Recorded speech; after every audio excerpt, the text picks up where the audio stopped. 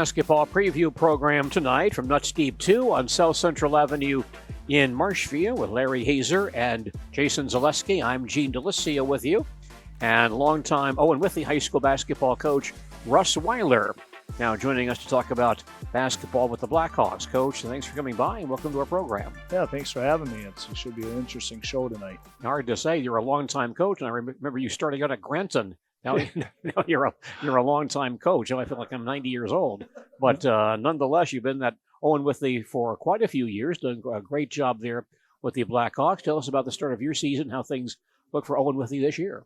With the great crew that we had coming back last year, we kind of established some things with guys who came off the bench with that team last year and knew they were going to be starters. And we had some guys try to fill some places in, and we have some fellas that are pretty hungry to play. So now trying to get them meshed over the summer, and now it's the real deal. The season has started, and we're off to a 4-1 start, which is pretty good. We kind of played some consistent basketball and some not so consistent basketball. So it's trying to get them with some younger fellas to find some roles and them to get to use of the varsity basketball speed. And you may have been the best shooter on JV, but now you have a better defender on varsity guarding you, and some of our guys are learning very quickly that they have to think 2 or 3 steps ahead. JV, you can get away with that play. Summer, you can maybe get away with that play, but now you have to think of 2 or 3 steps ahead. So they're learning it. It's a good process, and our schedule definitely gets tougher now in the next few weeks. All right. How about some of the young men on your team and where they fit in this year?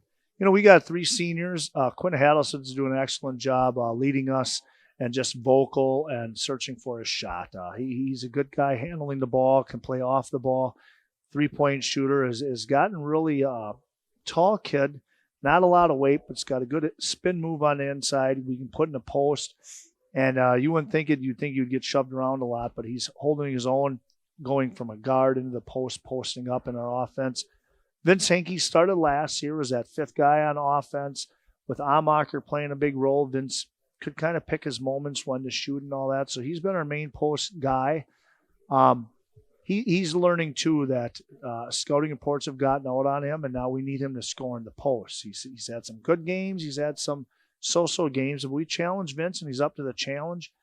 Our 3rd senior, Ryan Nelson, is just that 5'10", 5'11" post player, gets some rebounds, set some great screens, play some solid defense. So we kind of come back with a few juniors in Dominic Sherwood, who played, I think it was an 8th, 9th man last year.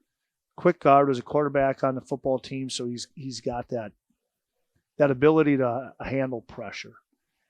Excellent defender, has shot the ball well from the outside, and 2 other juniors, Mason Gay and Colin Fritz, have played well in their spots, learning that 2-3 steps ahead, that just because you play hard doesn't always equate on offense as great offense. Slow down, pick your spots. 2 sophomores that were looking for big things. Jack Wendler on the inside has thrown his weight around, bopping people around, getting his shot off, doing an excellent job. And Winston Paler is kind of as we go, we'll get better and better. You can look at the box scores early in the season, and he's got a bucket here, bucket there. But what we saw during the summer, we haven't seen quite yet at the varsity level, but he's learning a lot. So that's our top 8. We come back with a couple other sophomores and juniors to help us. As you mentioned, you lost some good talent from last year's ball club. So how is the new crew meshing together? I think we're meshing pretty well. They definitely understand the goals, expectations. Now we just have to find, points when we go on a little bit of drought, where we're going to get our points from. And sometimes, our defense last year masked some things. If you got beat off ball, maybe Logan Amacher, swats a couple of shots, and we get away with, that's great defense. Well, now we have to play more position defense, stay in front of people, and use our quickness to get our body in front of people rather than using our quickness to reach. So I think that's the adjustment, that we're a little bit of different team, that we don't have the beef or the height, but we have a little bit more quickness, a little bit more outside shooting, and then we got some aggressive players that we keep encouraging to attack the rim. And you've had some good success in recent years. Has that been a carryover for your program as well? It has. I think people, you set the standard, and we even talked to our JV team tonight. Our JV team is a really, really different mix this year. But we got to talk to our JV team that there's a standard here. This isn't lunchroom basketball. There are things that are going to be run here. This is what we need to do. And for you guys to be successful the next few years, you have to play basketball this way. Hustle stats, rebounds, defending, getting on the floor for loose balls. So I think our varsity has always done a good job of, number one, we're going to play hard and give our best effort. Okay, whatever happens at the game, but we're not going to get out-hustled or out-efforted in any part of the game. So I think that's a good standard that we've always set.